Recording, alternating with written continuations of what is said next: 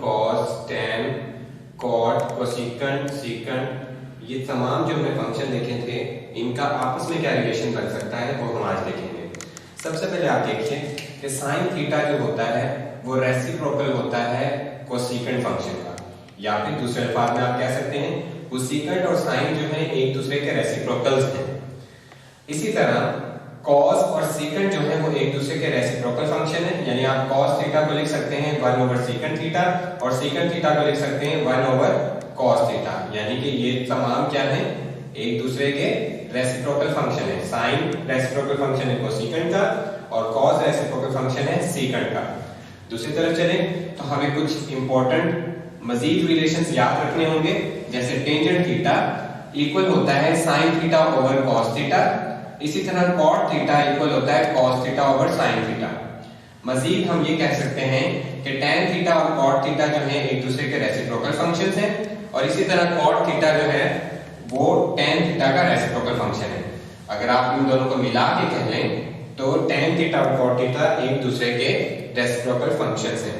तो ये रिलेशंस आप लोग याद रखेंगे जो कि फर्दर हमें एक्सरसाइज जो हमारी आने वाली है उसे हल करने में हेल्प करेंगे। ट्रिग्नोमेट्रिक फंक्शन और रेक्टेंगुलर कोऑर्डिनेट सिस्टम कैसे उनका आपस में रिलेशन बनाया जा सकता है, इसके लिए आप देखें यहाँ पर हमने दो परपेंडिकुलर लाइंस ली, म्यूचुअली परपेंडिकुलर लाइन जो एक दूसरे पर परपेंडिकुलर है। जिस पॉइंट पे ये दोनों मिल रही हैं उसे हम ओरिजिन कहते हैं। ये हमारे पास पॉजिटिव एक्स एक्सिस है, ये हमारे पास नेगेटिव एक्स एक्सिस है, ये पॉजिटिव वाई एक्सिस है, ये नेगेटिव वाई एक्सिस है। अब अगर हम इस पर कुछ इस तरीके से एक पॉइंट ले लेते हैं फर्स्ट क्वाड्रेंट में। फर्स्ट क्वाड्रेंट में पॉइंट जो लिया है हमने उसके कोऑर्डिनेट्स हैं x, y। अब हम इस पॉइंट को ज्वाइन कर देते हैं O के साथ और P से हम एक परपेंडिकुलर ड्रॉ करते हैं, यानी कि एक स्ट्रेट लाइन ड्रॉ करते हैं जो कि x एक्सिस पर 90 का एंगल बनाएगी।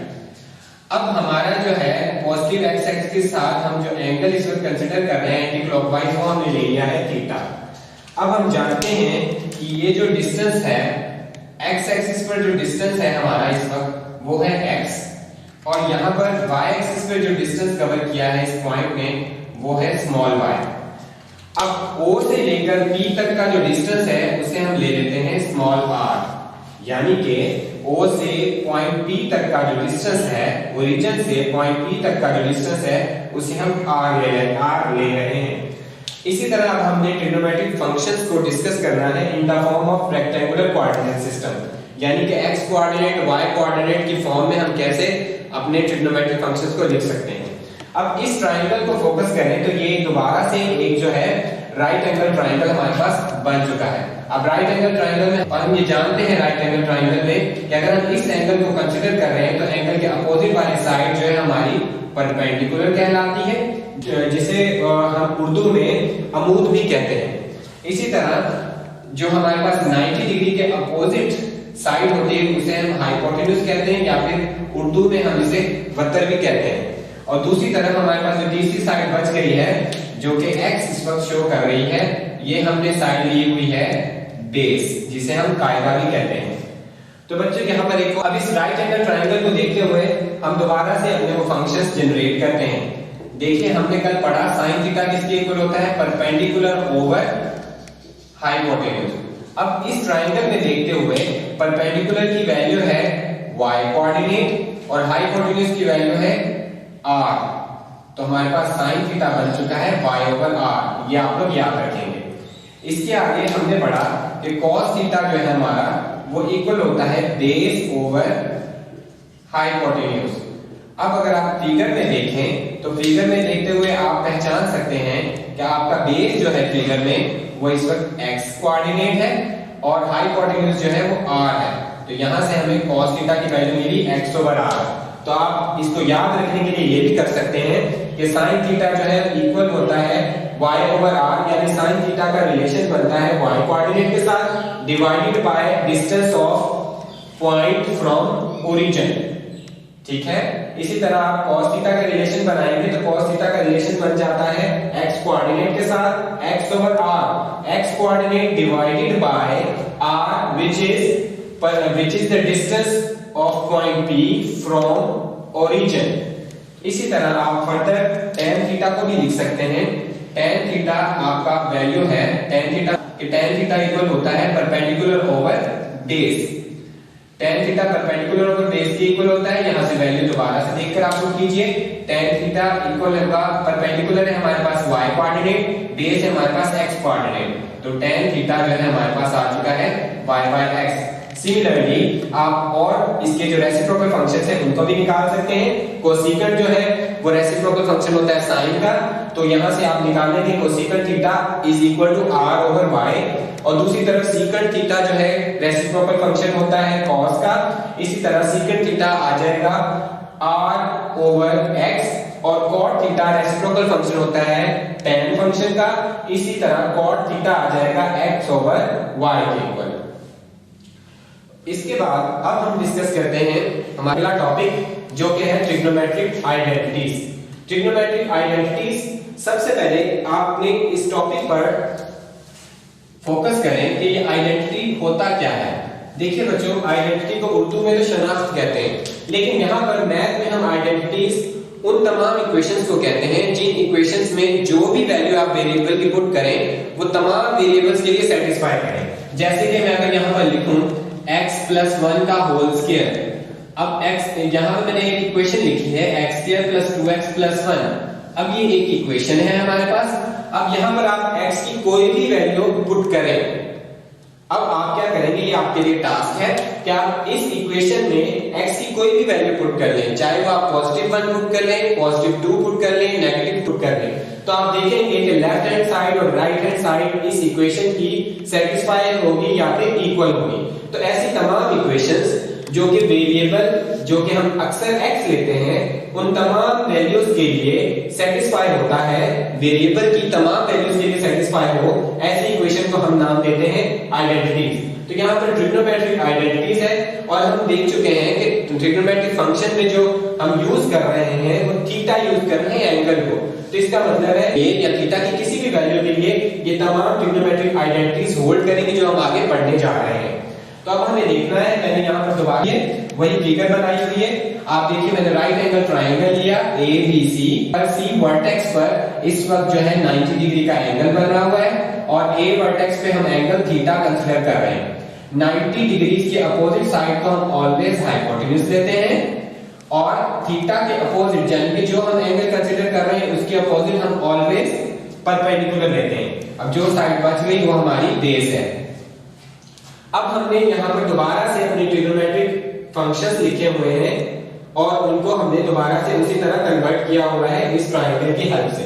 अब हम नीचे दी गई तीन आइडेंटिटीज को प्रूव करेंगे। फर्स्ट हमारी आइडेंटिटी है sin square theta + cos square theta = 1, या आप मैट्रिक में भी पढ़ के आ चुके हैं, इसे हमें प्रूव करना है। अब सबसे पहले अगर आप फिगर को देखें, फ्रॉम फिगर को देखते हुए हम जानते हैं बाय पाइथागोरस थ्योरम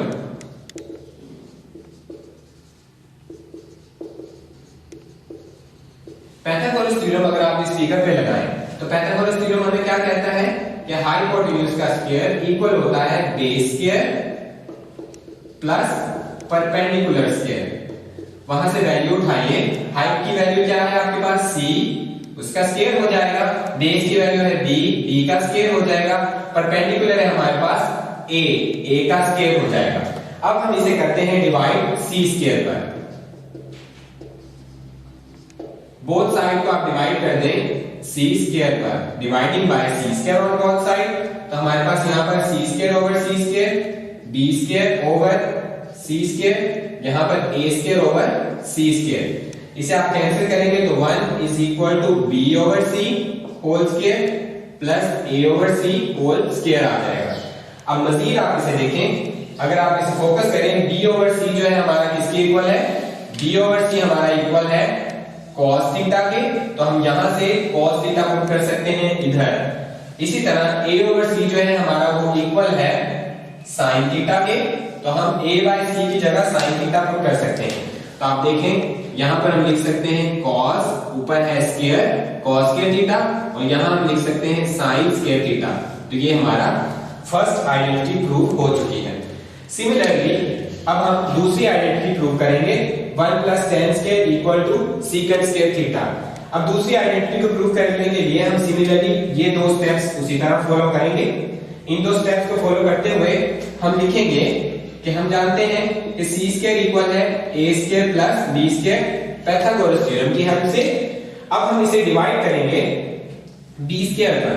आप इसे b स्क्वायर पे डिवाइड कर दें, dividing by b square on both side. यहां पर आपके पास आ जाएगा b square over c square, a square over b square, इधर b square over b square. यहां पर आप लिख सकते हैं इसे c over b whole square, इसे लिख सकते हैं आप a over b whole square, ये 1 आ जाएगा आपके पास। अब आप दोबारा अपने जो हिंट्स लिखे हुए हैं उसकी तरफ जाइए। a ओवर b आपका इक्वल है tan थीटा के, यहां पर आप पुट कर सकते हैं। c ओवर b आपका इक्वल है सीकंड थीटा के, तो आप यहां पर पुट कर सकते हैं। तो यहां पर आप पुट कर दीजिए इन वैल्यूज को। c ओवर b की जगह हम लिख सकते हैं सीकंड थीटा, ऊपर है आपका स्क्वायर, और स्क्वायर को आप थीटा से पहले इधर पुट करेंगे, थीटा के बाद स्क्वायर को नहीं पुट करेंगे। इसी तरह a ओवर b हमारा इक्वल है tan थीटा के, तो यहां हम लिख सकते हैं tan स्क्वायर थीटा प्लस 1।